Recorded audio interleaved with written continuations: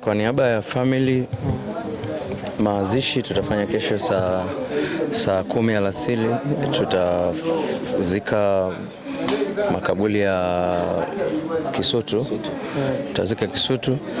Na kwa ndugu, marafiki, watu wote wa karibu wa babangu na mimi pia ambao wanahitaji kuhudhuria kufika, kwa marafiki zake wa Temeke, gari itakuwa Mbagala Kiburugwa pale, kutoka kuna Costa pale. Kwa yote ambaye atakuwa anahitaji kupanda, itakuwa ni free kuwapeleka na kuwarudisha.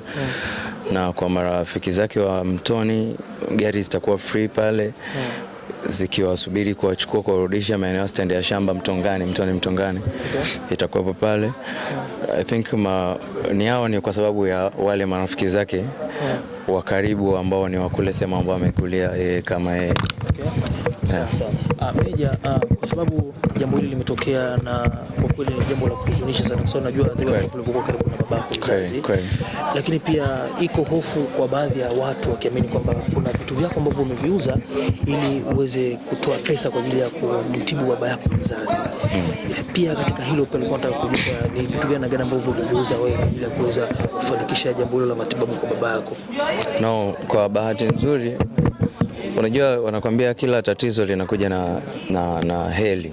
So kila tatizo ni tatizo. Actually nilikuwa nimejitahidi kwa nafasi yangu kupambana kumsaidia babangu.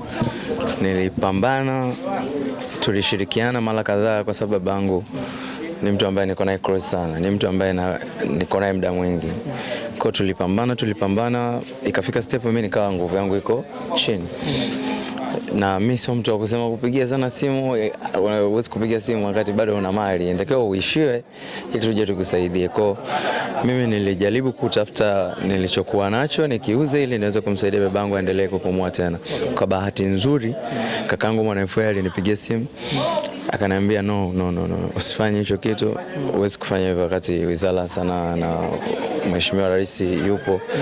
Nikapata simu ya Ikulu direct na nikaambiwa kwamba matibabu ya pale yote yatasimamiwa, na akasimamiwa, akafanyiwa CT scan. Baada ya kufanywa CT scan ikaonekana kwamba stroke imempiga kichwani na damu yake imeviria kwenye ubongo. Kwa hiyo ikawa ni shida zaidi. Kwa hiyo ikatakiwa afanywe transfer kutoka Temeke kuelekea Muhimbili au Moshi. Tunasubiri hapa, ndo bahati mbaya na kudra ya Mwenyezi Mungu ikatokea. Leo asubuhi majira saa 5 nilipigiwa simu nikiwa niko hapa nyumbani najiandaa kutoka niende hospitali. Nilipigiwa simu nikaambiwa bwana njoo hospitali.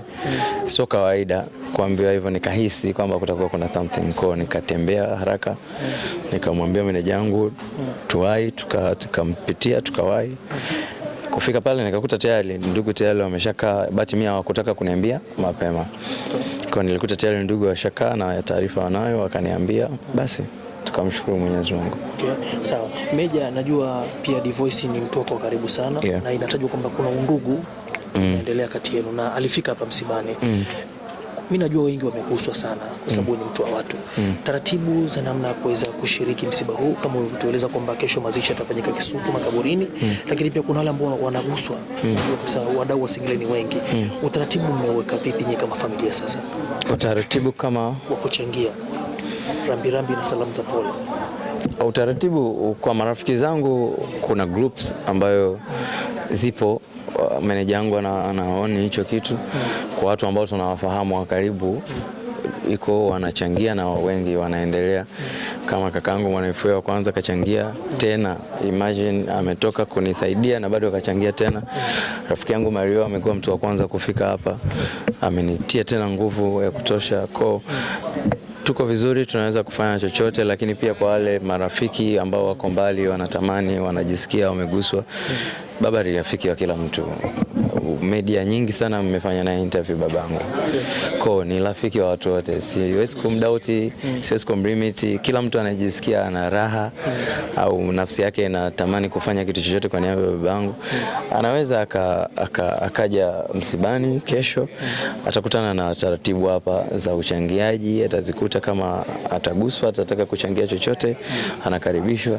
Lakini pia kwa mtu ambaye atataka kutumia simu kutuma na nini, meneja wangu wangu wana host hivyo vitu kwenye magroups na nini, wanafanya hivyo vitu kwa anaweza kaingia tu pale kwenye bio yangu, kuna namba ya meneja yangu, kama unataka chochote unaweza kumpigia. Yeah. Okay, Meja, labda kwa mtu ambaye anatazama hapa angetaka kufahamu kwamba msiba umeweka hapa unapoishi Mbezi, labda ulikuwa unaishi na baba hapa? No, babangu mimi anaishi Temeke. Okay. Na Temeke anapoishi ni kwa bibi yangu. Kwa bahati mbaya nimekuwa I'm happy kwa sababu unajua Mwenyezi Mungu ndiye anapanga. Si Waislamu tunasema Mungu ndiye anapanga. Tunajifunzaga kukubali. Mamangu mwaka jana alipofariki, kabla 40 ya mamangu akafariki bibi yangu ambaye ni babake, ni mamake babangu. Kwa nikapata misiba miwili ndani ya mpigo. Kwa hiyo pia imechangia mzee kumpa stroke. Na sehemu ambayo alikuwa anaishi babangu kwa hichi kipindi ni kwa mama yake. Alikuwa yuko alirudi kwa mamake kwenye nyumba ya mamake kwa sababu yeye ndio wako wawili tu. Na wazazi wetu wana mali tofauti. Kwa hiyo mzee alichagua kwenda kukaa pale kwa mamake kujishikiza. Kwa alikaa zake pale anafanya mambo yake. Kwa bahati mbaya kule yuko peke yake kwa sababu nyumba iko yenyewe. Kwa alikuwa yuko peke yake.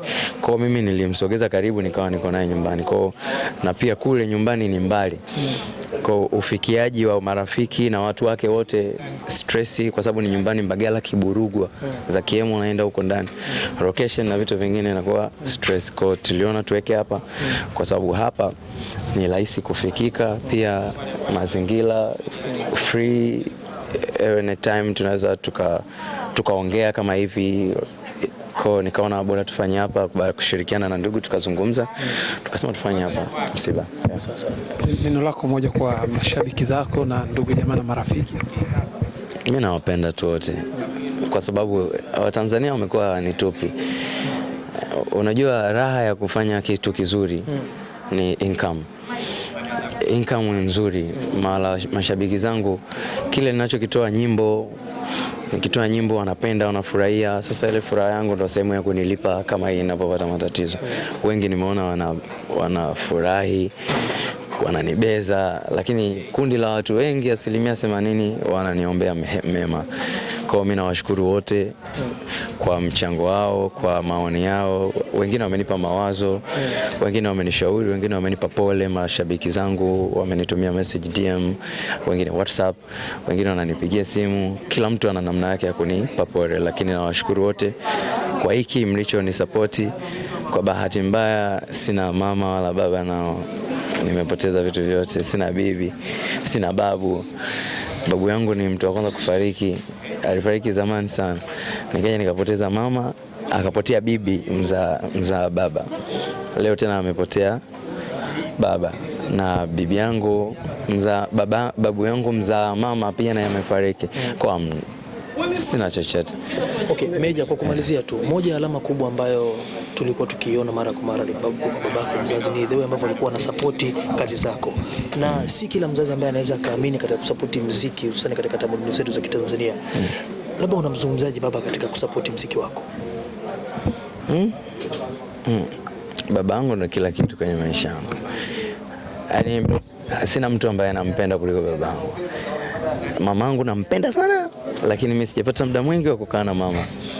Babangu ndo nimekuwa, yani ni mtu ambaye ndo wangu.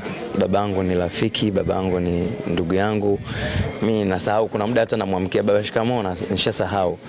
Ni mtu ambaye tunapiga story. Babangu tunaenda kokote. Babangu naenda naye kwenye shows, nasafiri naye.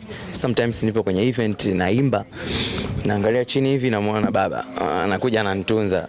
Hey, baba umekuja hapa. Kwa hiyo ni mtu ambaye sina cha kumwongelea kiukweli. It's perfect. Ni dadi ambaye ni kila mtu anatamani kuwa na baba kama yule. Ni baba mzuri, ananipenda, ananisapoti, kila ninachokifanya hajawahi kusema no. So I'm sad kwa sababu sina mtu mwingine tena wa kunikimbiza zaidi ya yeye. Yeye ndio mtu ambaye alikuwa ananishika sana. I love you so much. Neno lako kwa Daktari Samia Suluhu Hassan ambaye umesema hapo ameonyesha jitihada za kupambania uhai wa mzee wako na kuklia bili zote za hospitali, unamwambia nini Daktari Samia Suluhu Hassan? Lakini neno lako kwa wasanii wenzako kuhusiana na kusapoti wizara ambayo iko chini ya Paul Makonda na naibu waziri Mwana FA? Kama Majizo, kwanza Mimi namshukuru sana Dr. Samia Suluhu Hassan. Tumekuwa tukishirikiana mara nyingi, tunafanya kazi pamoja. Mimi na Chama cha Mapinduzi tumeshirikiana miaka mingi.